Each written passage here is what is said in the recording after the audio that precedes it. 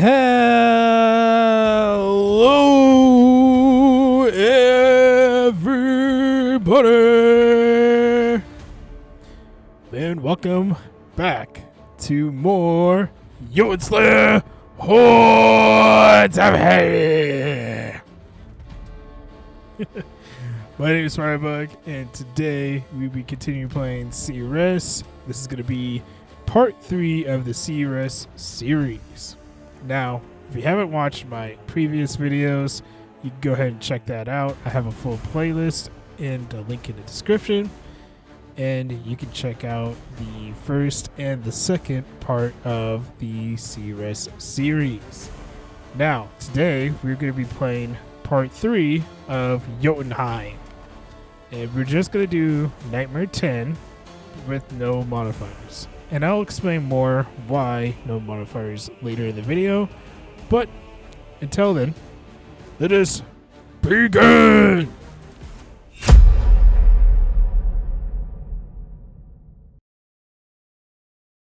Alright, so I am going to try to make this video a little bit shorter than the previous 2 videos. If you haven't checked out my first and my second part of Seeress, you can go ahead and check that out. I'll have that in the link in the description. But this is going to be part 3. So I am going to just straight up just tell you the build. So here we go. And the reason why I'm doing this is because this video is I'm trying to make it a lot shorter. Okay, you get the idea. So first things first, I used 2 points of Scotty, 1 point of Deadhog, and 2 points into Seeress.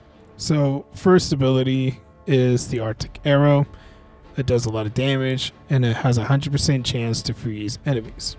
And if you fully max it out, then you do a lot of AoE damage, which is important on this map, and I will discuss it later in this video. Next up is the Rise Dead, or Rising Dead, whatever you call it. Anyways, it's a Nidhogg ability. What this does is does actually a lot of decent damage, and it has a chance to slow enemies. The slow chance is 100%, and that is very important. The other Scotty ability is the Frost Ring. What this does, it does decent damage, but it also has a higher chance to freeze enemies. The freeze chance is 40%. So again, more freeze, the better. And then next up is something different that I haven't shown for you guys, is actually the Dark Wisps. Now, the reason why I chose the Dark Wisp is because I was looking for a build that was high AoE damage. So it doesn't do a lot of damage. Yes, it's 12, but the secondary damage is 30. So getting hit twice amps up the damage pretty fast. And it makes kind of sense. And the reason why I was looking for AoE damage overall with all these abilities is just because if you look at the mini-map, most of these areas on this map are in these sections. And these sections are like small arenas.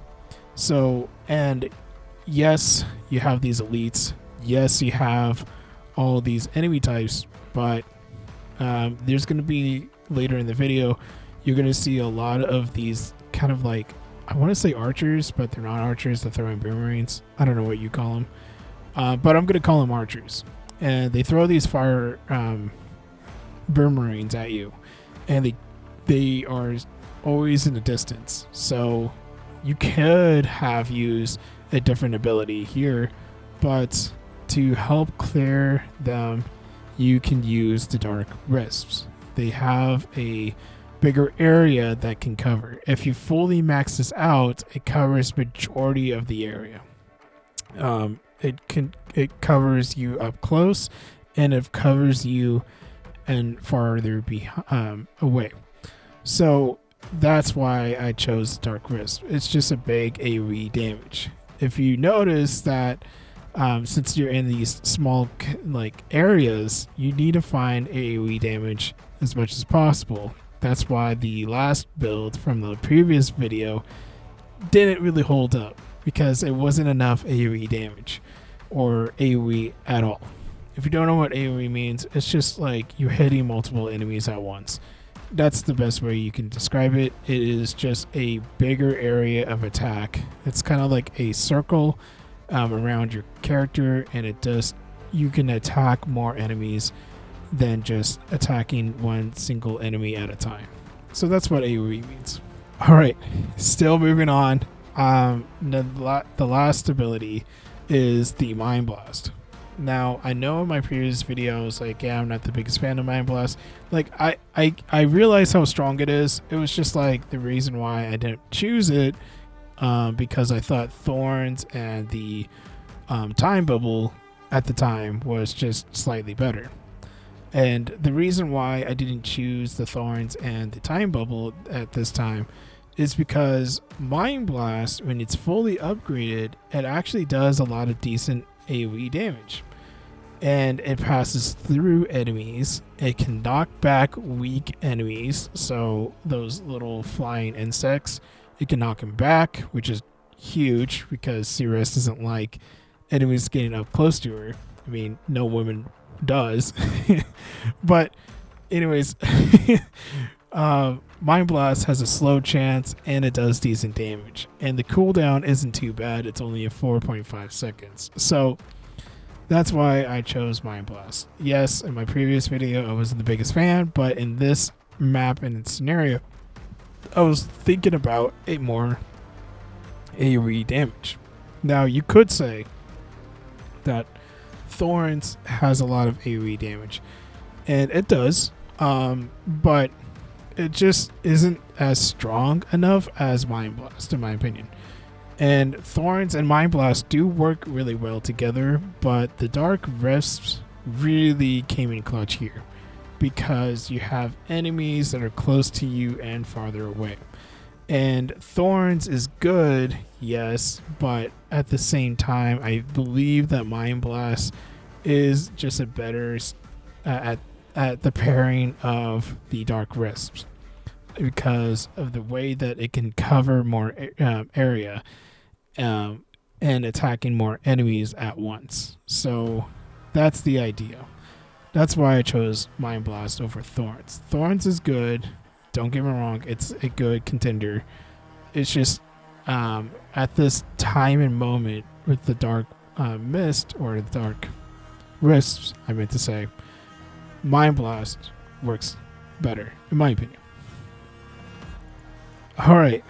That being said, and hopefully you get what I was saying, but let us move on with the passives. So the first passive is very important. It is the Worthy Opponent, and only one god has it, and that's Odin.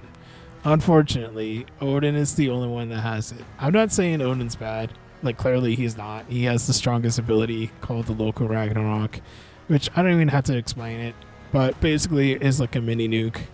The cooldown's long, but it doesn't matter. It kills everything on sight. And the challenge for this entire series is not to rely on the Local Ragnarok, because someone in the comments said that it would be a cool idea not to rely on it. And I think it's a cool idea not to rely on it either. So that's why I use the other abilities. But going back to the Worthy Opponent, why is it so important?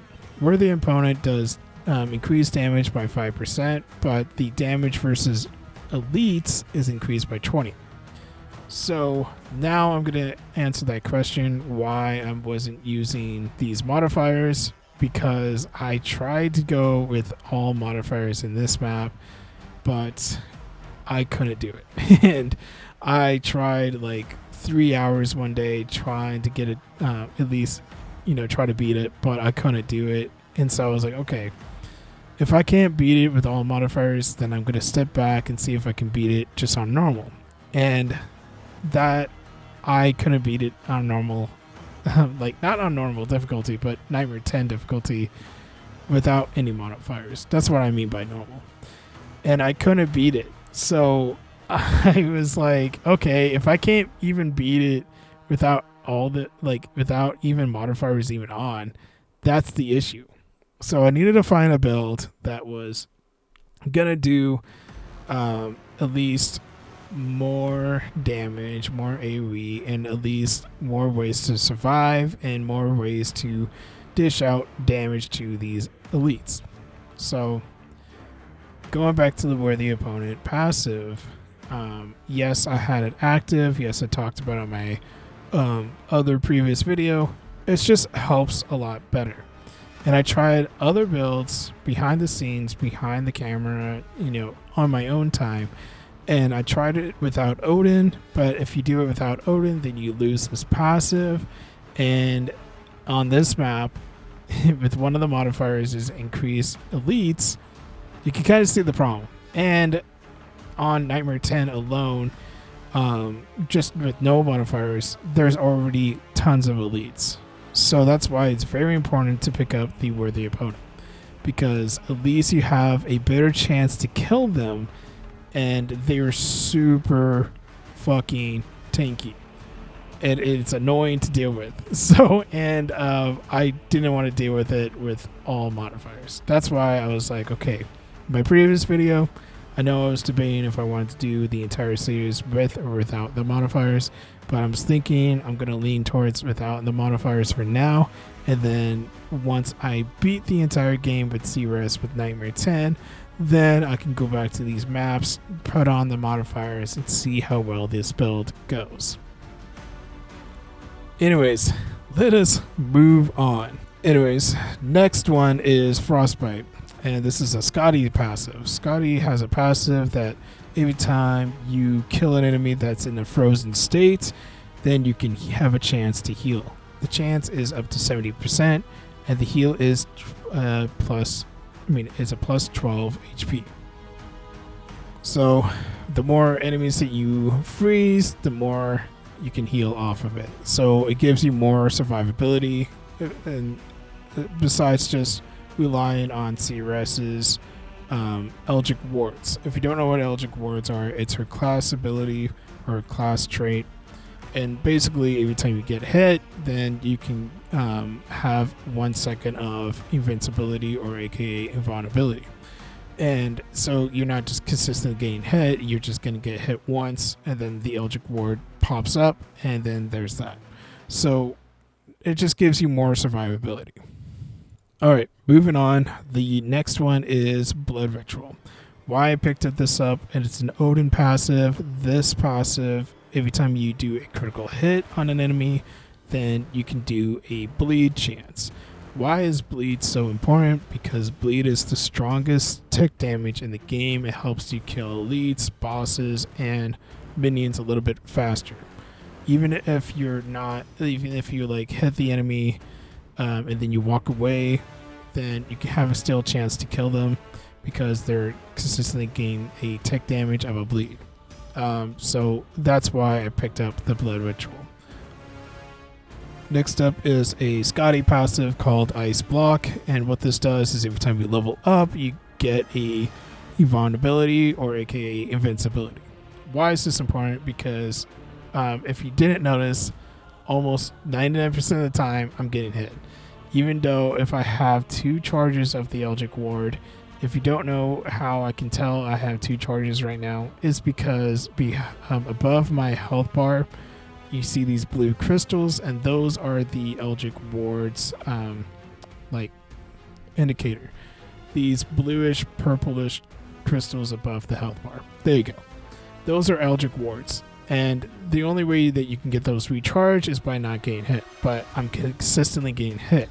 So that's the problem. Yes, the Eldritch Ward is keeping me alive with the freeze and everything else.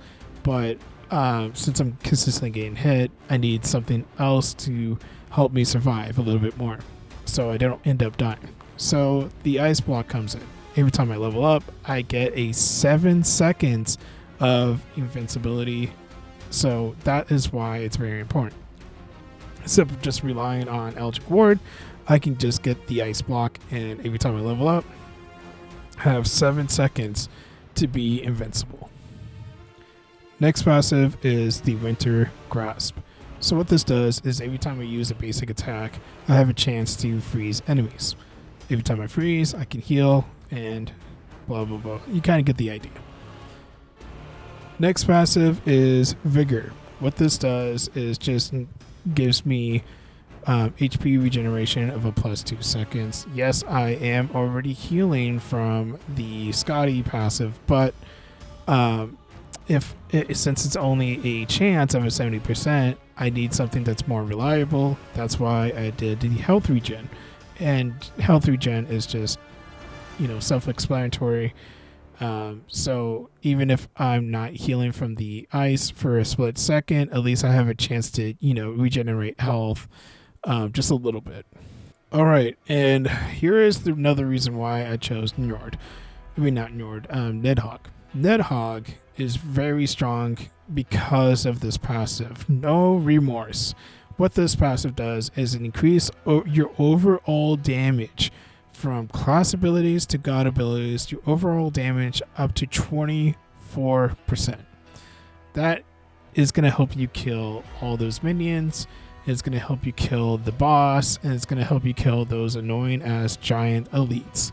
So that's why no remorse. And with Nidhogg, it's just something that really needs to be implanted. I know in my previous video I used Freya, but the problem with Freya in this map and scenario was I was not doing enough damage, and I needed to find a god that's going to help me do a lot of damage. So, and I know in my previous video I kind of talked about a little bit of Nidhogg, but didn't really execute it. But in this video I fully embraced Nidhogg, and I apply the no remorse. So that's going to amp up all of my damage abilities. It's going to help me kill those annoying ass giant elites. It's going to help me kill the boss faster. It's going to help me kill everything slightly faster. So very strong. Highly recommend picking that up. Alright, next up is Bone Claw. Bone Claw, basically what this passive does is you have a 100% chance to root enemies. It's not all enemies, right? It's just random enemies that are just rooted. Why is root and freeze so important? Because root and freeze stops enemies. Even if you just stopped one enemy, that's one less enemy that's running towards you. Because 99% of all these enemy types are consistently running towards you. So, and having them frozen or root has a better chance for you to remove, move out of the way, dodge attacks, and it gives you better way to not get hit. If you walk up to an enemy, if you bump into them, you're going to get hit. That's just how the game is made. So having a chance to basically put them in place and root in them that they can't move, or the freeze that also they can't move, it gives you a lot of benefit. And there's also a passive that Seeress has, which I'll get into in a second. But that being said, let's go back to Odin. Odin has a passive called the King of the Gods. What this does is increases your critical hit chance and your critical hit damage. The more critical hit chance you get, the more you can apply those bleeds.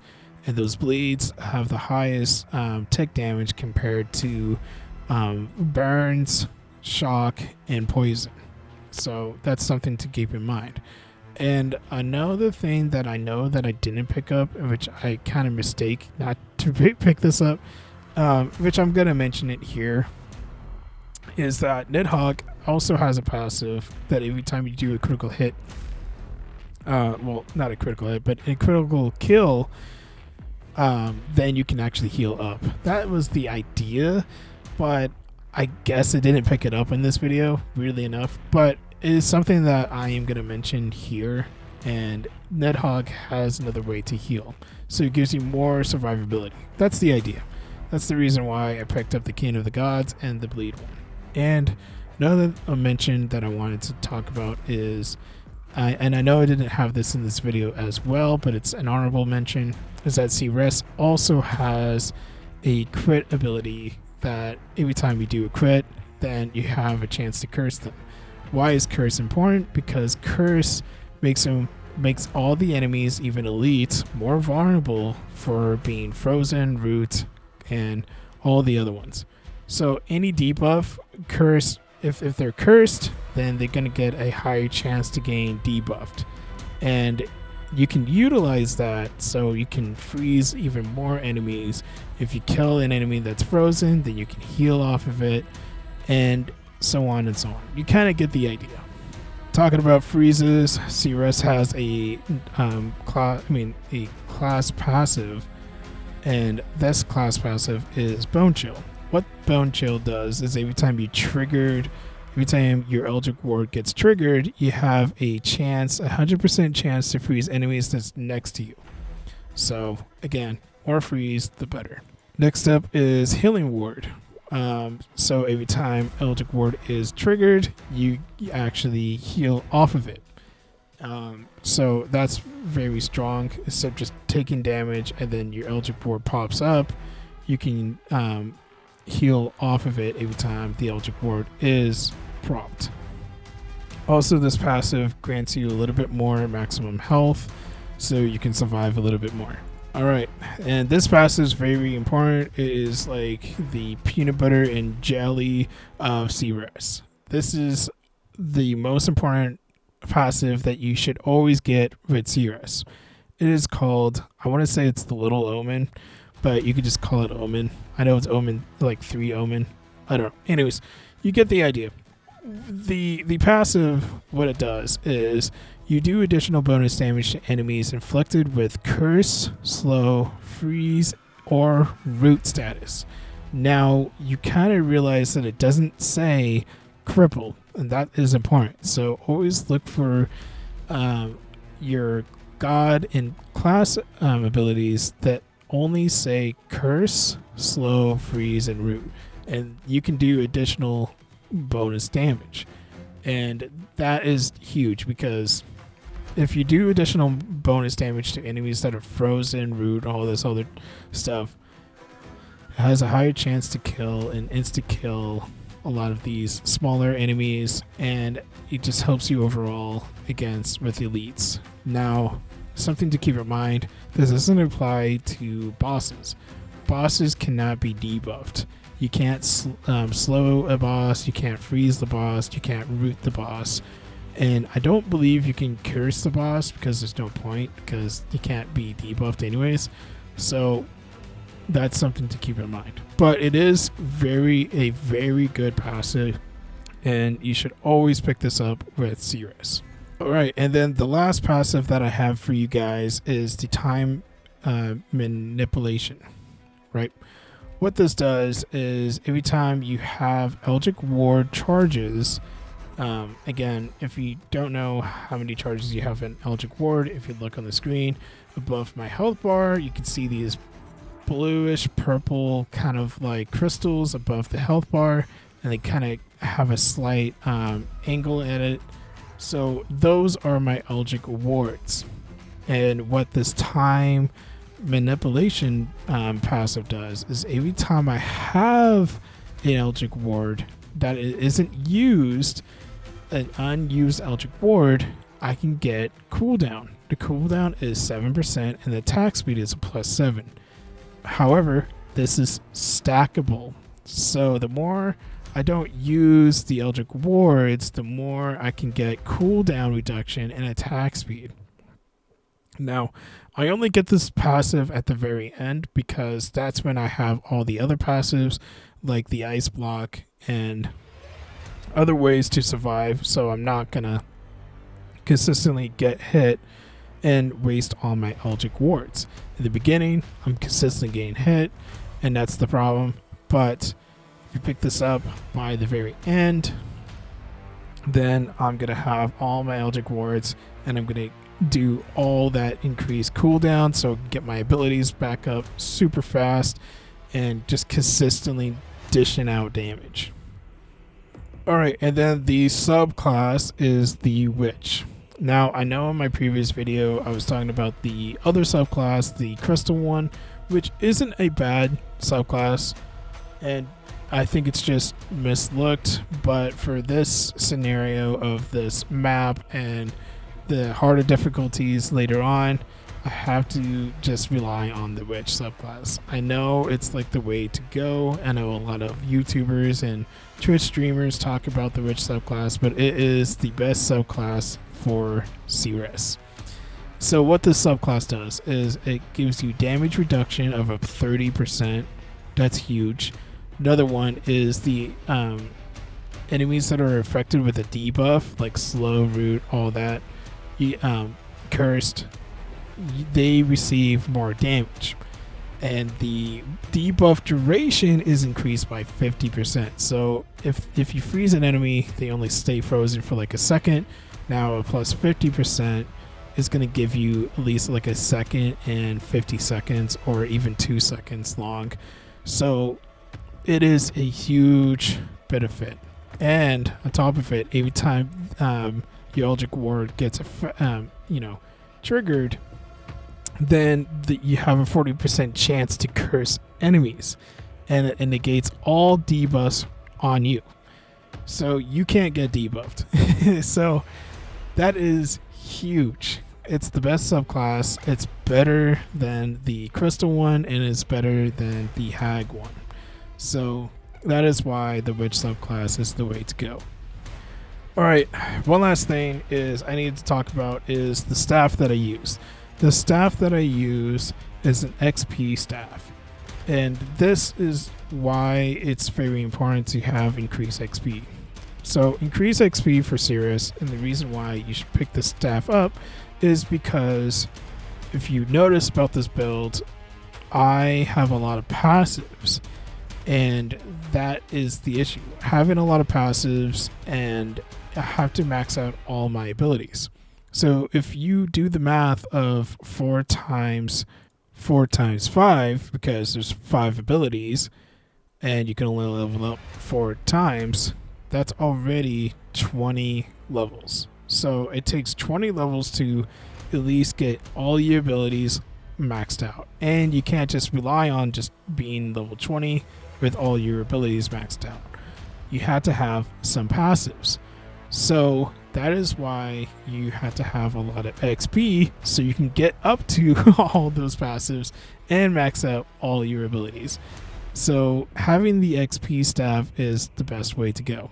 Now you could say, yes, Seeress also has a passive that can grant you more XP, but putting points into that is putting 1 point away from those other passives that you could have put a point in to help you in the longer run.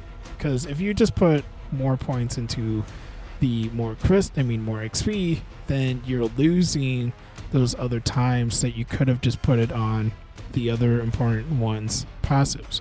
So like the worthy opponent, right? Or you can do the omen. So those passives are very important for Seeress. But having a staff that you don't have to rely on leveling up grants you a little bit more XP. Another thing, the reason why the staff is very important is because this staff has a weapon ability on it. And this weapon ability has a 100% chance to root enemies. So again, every time you do a root, every time you freeze, every time you curse an enemy whatsoever, you're doing more damage. So you can kind of see how all this build is working out. You're freezing enemies, you're healing a lot, you're doing a lot of AoE damage, you're doing a lot of damage to elites, you're applying a bleed, you have a lot of crits. Just everything kind of works together. And that's how I made it without dying once into this video. Another honorable mention is if you are going to die a lot, and it's just bound to happen, I recommend picking up Odin's Revive. Odin is the only one that also has a revive. So that's why you have to rely on Odin, because he's the only one with the worthy opponent and the revive. All right, and that is going to be it. So that is everything that I discussed in this video. Hopefully I don't have to repeat myself in the next video, but as you can see, I just beat the boss, and that is going to be it for this video. Hopefully you enjoyed. I know I yapped a lot, but there was a lot to fit into this video. So I'm going to show you the full build at the very end right here, and just so you can just copy, paste it, take a screenshot if you need to, and just try out this build. If this build works for you, let me know. And if you have a build suggestion, let me know in the comments below. And if you did enjoy this build, and if you did enjoy this video, please leave a like and consider subscribing so you can see the part 4 of Seeress series. So again, thank you so much for watching all the way to the end, and I hope you have a good rest of your day. I'll see you in the next. Bye-bye.